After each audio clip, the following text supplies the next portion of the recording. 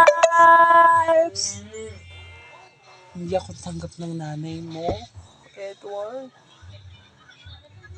Hindi ko tanggapin na hindi ako kayang tanggapin ng mga magulang mo.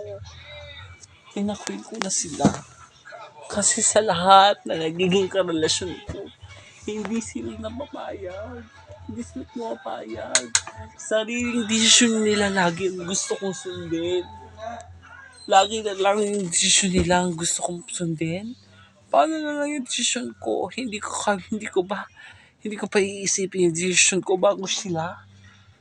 May point ka naman eh. May point ka naman, Edward. Pero tama ba na ipaglaban mo yung pagmamahala natin? Kung ang mga magulang mo hindi tayo tanggap, kakausapin ko ang mga magulang ko para dito. Matatanggap ka ng mga magulang ko, ha? Pagtiwala ka. Sana nga matanggap ako ng mga magulang mo. Kung ganun wala tayong magiging problema kung maging strong na may relasyon natin. Kung pag nag-work yung paniligaw mo sa akin, pwede niya kitang masagutin. Mabuti naman, Edward, bumalik ka dito. Yung pangbabastos mo sa akin kanina, hindi ko gusto, ha? Hindi na ako bata. Para sa lahat ng mga desisyon sa buhay ko, kayo ang laging gumagawa. Malaki na ako, may sarili na akong desisyon. Dapat yung desisyon kong intindihin at suportahan. Si Jasmine ang mahal ko. Hindi yung mga babae ipapakilala niyo sa akin. Hindi ko sila gusto. Gusto ko si Jasmine at mahal ko siya. May punto naman yung anak mo eh. May punto naman yung anak mo, Wilma. Hayaan mo na siya. Arnold, di ba kanina kakampi kita? Bakit ngayon kumakampi ka na sa anak mo, hindi ako kumakampi sa anak mo? May point naman siya kasi. May point naman kasi siya.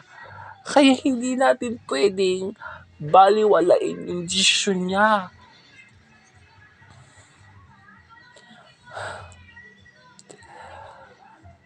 May sariling desisyon yung anak natin, Wilma.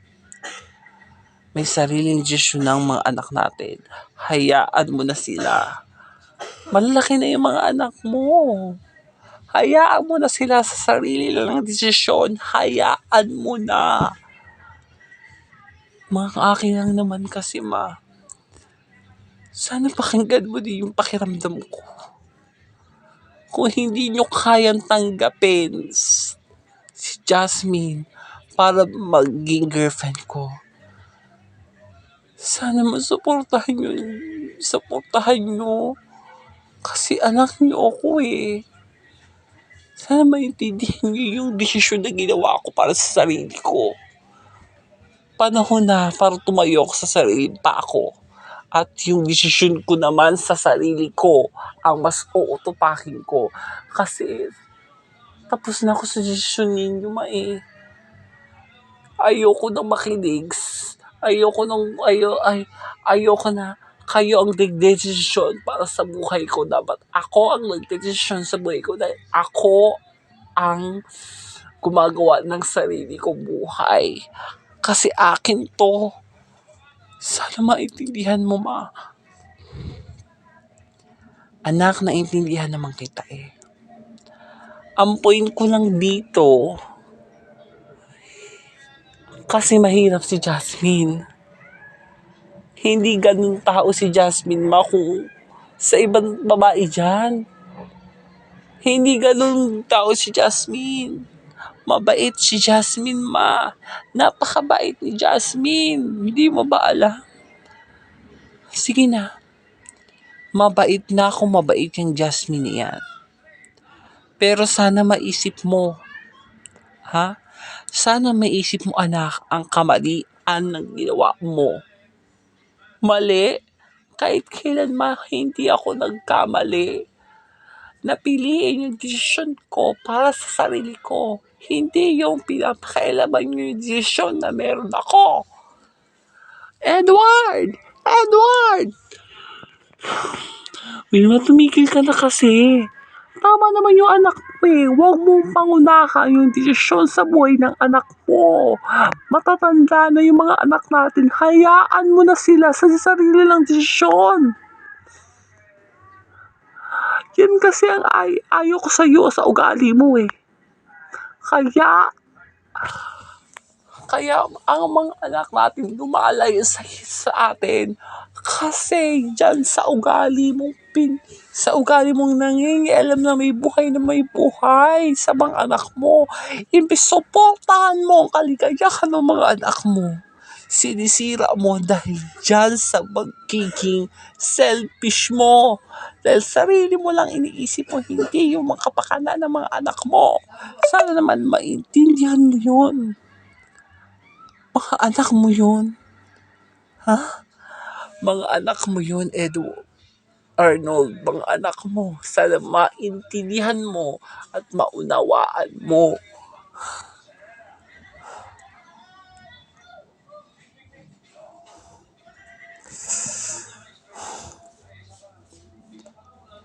Oh, bakit ka nagyaya ng inuman? Edward.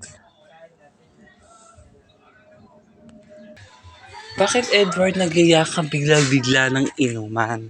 May problema ka ba? Malaki ang problema ko. Parang halata nga sa mukha mo malaki ang problema mo. Ano ba problema, Edward? Saan? Kay Mama. Pinakilala ko si Jasmine kay Mama. Diba nililigawan ko na si Jasmine?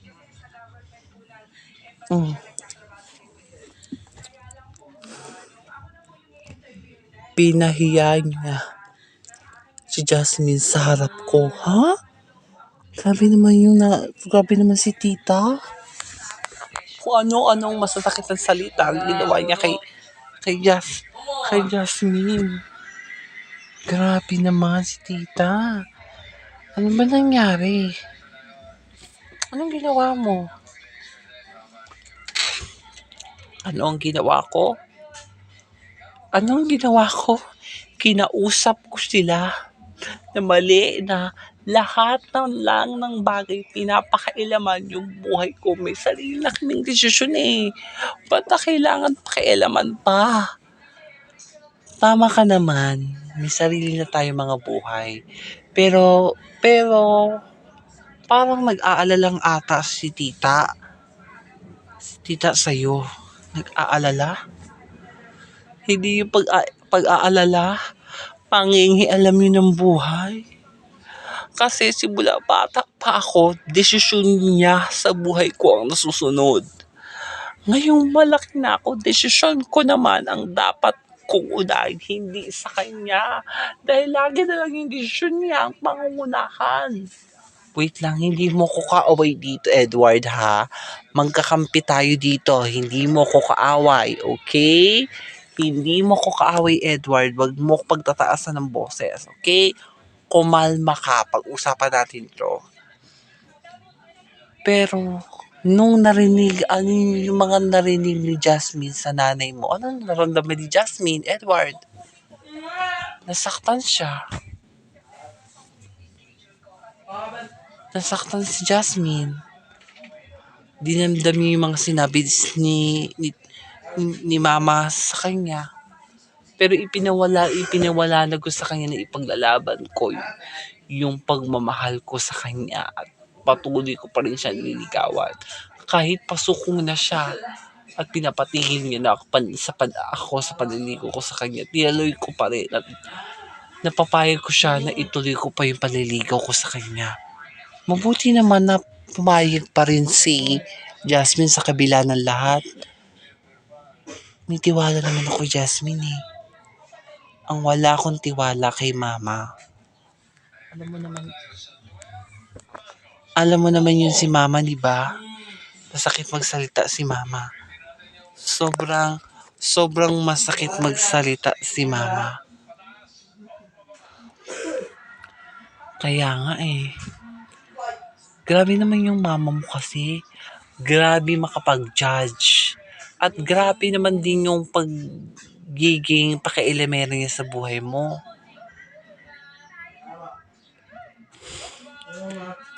Nag-iisa lang ako. Dalawa lang kami ni ate pero ako yung mas pinapakialaman niya, yung buhay niya, yung buhay ko. O Jasmine, kamusta yung pagdalaw mo kay sa mama ni Edward? Okay lang ma. Mabait po yung mama ni Edward. Oh, buti naman anak at nakasundo mo yung nanay ni Edward. Kumain ka na ba? Eh, kumain na po ako. Kumain po kami ni Edward kanina. Oh, sige, sige, sige. Pagkatapos mo dyan, magpahinga ka na. Okay, akit na ka sa taas. Sige, maingat. O, Bes, totoo ba yung sinabi mo sa mama mo? Wala talaga nangyari? Parang sa mukha mo ngayon, parang may nangyari. Hindi lang nahalata ng nanay mo. Pero ako, halatang halata ko sa itsura ko pero na may nangyari talaga. Ano yung nangyari? Hindi ako tanggap ng nanay ng mga magulang ni Edward. Ha? Pero ano yung sinabi mo kay tita? Nagsinungaling ako. Alam ko naman magagalit si mama eh. Na masabi ko yung katotohanan, magagalit yung si tita, magagalit yung si mama. Alam mo naman yung si mama, di ba? Kaya nga.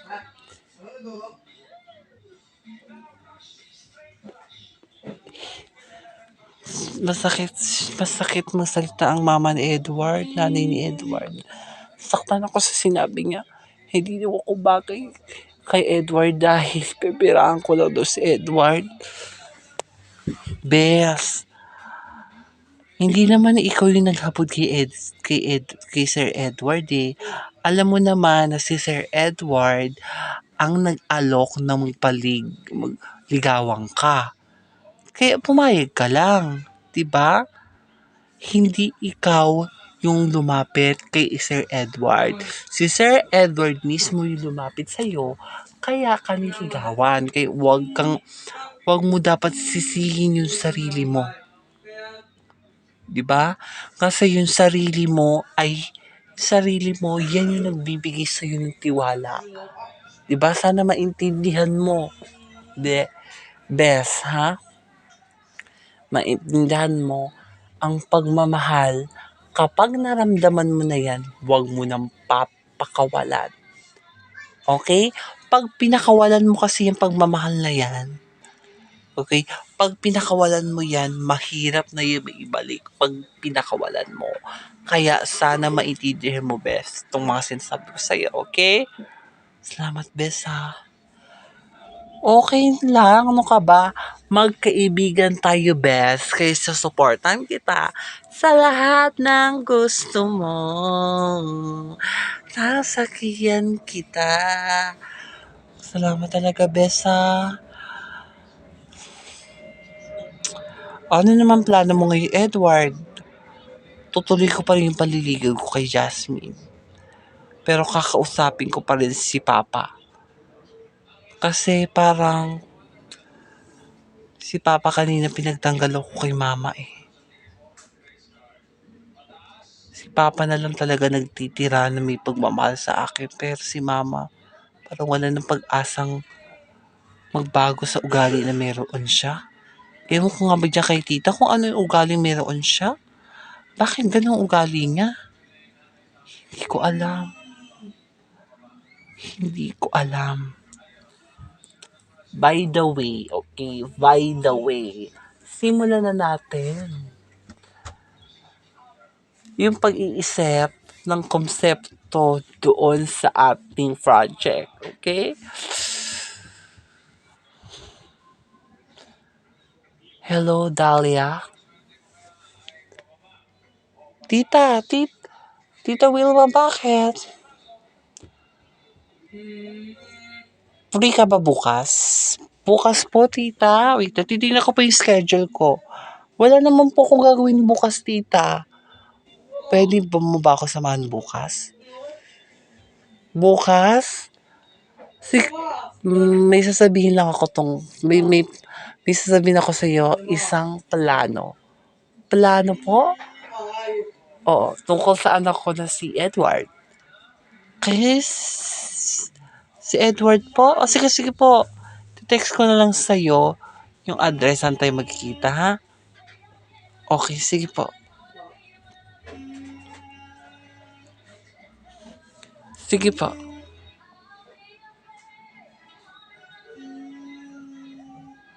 Sige po. Abangan bukas sa The Four Wives. Tita, bakit? May plano tayong gagawin, okay? Sa oras na magpakasal, sina Edward at si Edward at yung Jasmine na yan, kailangan mong makuha ang loob ni Edward at pakasalan ka niya. Ulit. Ha? May asawa na si Edward tapos gusto mong magpakasal siya ulit? Yes. Parang gusto ko, parang gusto ko mawala yung babaeng Jasmine sa buhay ng anak ko. Hi, ako pala si Edward. The voice